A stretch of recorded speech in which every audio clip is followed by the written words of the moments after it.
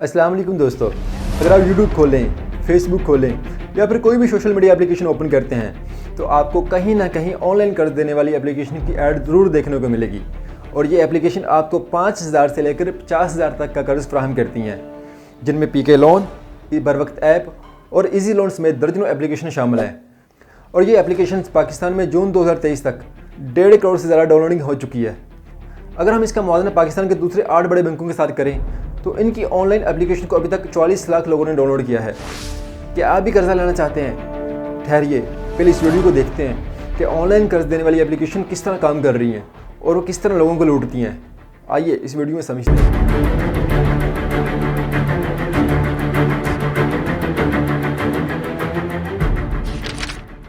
वैसे तो लोन लेना खुद ही बहुत रिस्की चीज़ हो सकती है। कुछ लोग अननेसेसरी लोन ले बैठते हैं ये सोचे समझे बगैर कि इनको वापस भी पे कर सकते हैं या नहीं कर सकते, जिसकी वजह से बहुत सारी खुदकुशियाँ देखने को मिलती हैं। पुराने वक्तों में होता क्या था कि चोर आते थे और चोरी करके चले जाते थे और किसी को खबर नहीं होती थी। थोड़ा ज़माना बदला और ये चोर डकैतों में चेंज हो गए, जो कि बंदूक के ज़ोर पर लोगों को लूटने लगे। लोगों को आस्ता आस्ता अवेयरनेस आनी शुरू हुई। लोगों ने अपना पैसा और कीमती चीज़ें बैंकों में जमा करवानी शुरू कर दी और ये कहा जाता था कि ये चीज़ें बैंकों में महफूज रहेंगी। लेकिन टेक्नोलॉजी मज़ीद तरक्की करती गई, इसके साथ चोर भी अपग्रेड होते गए।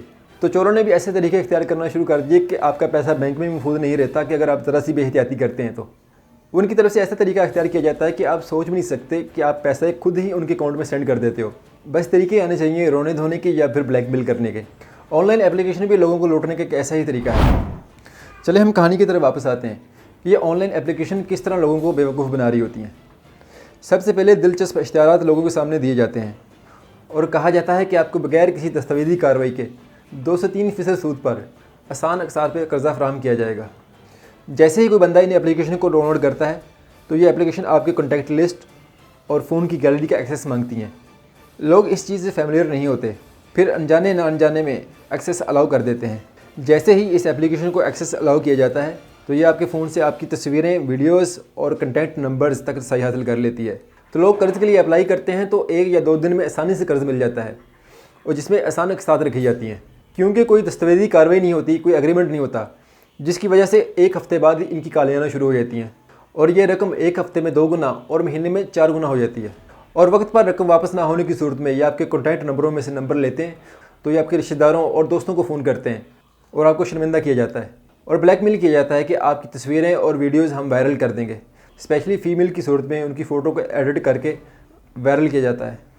लोन एप्लीकेशन कंपनी ने फ़र्जी कंपनी बनाई होती है जिसमें लोगों को हायर किया जाता है और उनको फिर ट्रेन किया जाता है। इनके इलीगल कॉल सेंटर होते हैं और इन कंपनी के डमी डायरेक्टर होते हैं और इन कंपनी ने अपनी डिजिटल एप्लीकेशन बना रखी होती हैं। उसमें मकसद एक ही होता है कि लोगों के साथ फ्रॉड करना।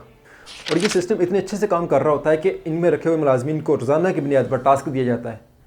इस कंपनी में मुख्तलिफ सेक्शन बने होते हैं, हर सेक्शन की अलग अलग जिम्मेदारी होती है और मुतासरा अफराद को टारगेट करने और उनको गाली गलौज करने के लिए अलग सेक्शन होता है। यहाँ ये सवाल पैदा होता है कि हम डिफ्रेंशिएट कैसे करें कि ये पैसे देने वाली एप्लीकेशन रियल है या फिर फेक है। देखें, पाकिस्तान में जितनी भी ऑनलाइन पैसा देने वाली एप्लीकेशन हैं इनको स्टेट बैंक ऑफ पाकिस्तान के साथ रजिस्टर होना पड़ता है। अगर कोई application state bank of Pakistan के साथ रजिस्टर नहीं है तो उसको इजाज़त नहीं है पाकिस्तान में पैसे देने की। आप स्टेट बैंक ऑफ पाकिस्तान की वेबसाइट पर जाकर चेक कर सकते हैं कि जो लोन एप्लीकेशन आपको लोन ऑफ़र कर रही है कि ये वहाँ पर रजिस्टर है कि नहीं। और आप चेक कर सकते हैं कि जो एप्लीकेशन आपको लोन ऑफ़र कर रही है इसका कोई फ़िज़िकल एड्रेस है कि नहीं। और ये भी देखें कि इनकी कोई वेबसाइट है।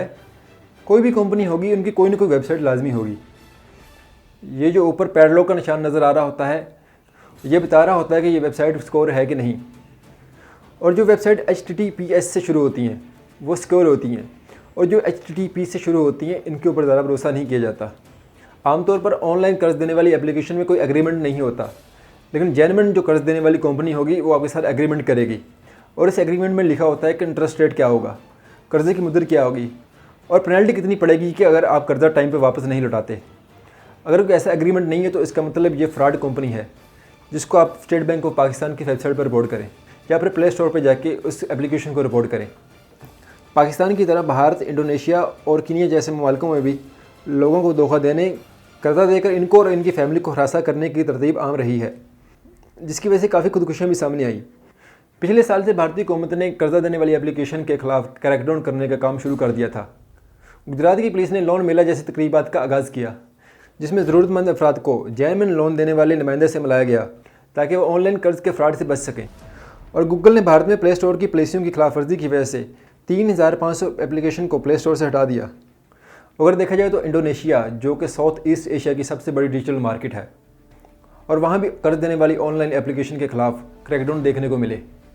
انڈونیشیا کی حکومت کی طرف سے فیصلہ لیا گیا تھا اگر کسی بندے کو ہراساں کی جاتا ہے تو وہ پولیس اسٹیشن میں رپورٹ کرے۔ پولیس کی ذمہ داری ہے کہ اس بندے کی حفاظت یقینی بنائے۔ اس کے ساتھ انڈونیشیا نے اپنے سول اور کرمنل قوانین لاگو کر کے 2018 تک آن لائن قرض دینے والے 227 پلیٹ فارم کو غیر قانونی قرار دیا، جن میں سے 68% پلیٹ فارم وہ تھے جن میں چینی لوگوں نے سرمایہ کاری کی ہوئی تھی۔